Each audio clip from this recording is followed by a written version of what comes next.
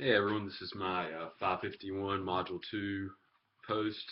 Um, Hopefully you'll be able to see this one. I don't know why you couldn't see the last one, but first I'd like to respond to Tom. I thought he had a great example of using a small Division III school like Methodist football program and how he related the theories from Erickson and Chickering in his relationship with those students. First he talked about how they were all star athletes back home, and I think he said Florida, so that's pretty far from home to begin with for a freshman.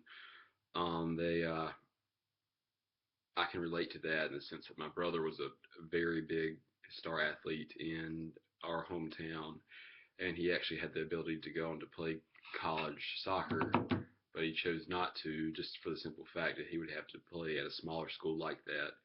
But yeah, I get the sense of the old expression, the big fish in a small pond, of wherever back home in a high school town where they're a star athlete, everyone knows them from the teachers, the residents of the town, just in like you said, the attention from different other students in the school, and that is a difficult transition to make once you go, especially that far away from home, and making the transition not only to becoming a college student, but going from a star athlete to someone who's competing on the Division III level and is not even receiving playing time. That can be very difficult, and it can get into their heads and maybe act out a certain way, get them in trouble with school, and not realize that they're there for a purpose of getting an education, not specifically to play any athletic sports.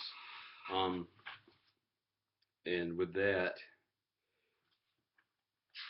I'll move a little bit to keep using the same example, using Chickering's theory. I thought it was great that Todd said that he tries to develop a relationship with those student athletes and to get them not only to establish identity on campus other than just being a football player, but also to help them develop a purpose. And with that purpose being to obtaining an education, not only to further themselves, but to further their families, because he said that they were also first generation college students. Um, and that would just be simple things from getting them involved in different things on campus, not only study halls or just different involved, not where they're all centered around athletics. And with this, once they develop themselves and develop an identity that's not only centered around football, as the example that we're using, um, they'll just get a better understanding of themselves. They'll establish and maintain an environment that is healthy for them and will allow them to succeed. And like I said, develop a purpose. Get meaning out of the 4 years that they're there, not just to play football. Because you're right, they won't. Majority of them will not go on to play professional sports, and they need an education to further themselves and have a career. Um,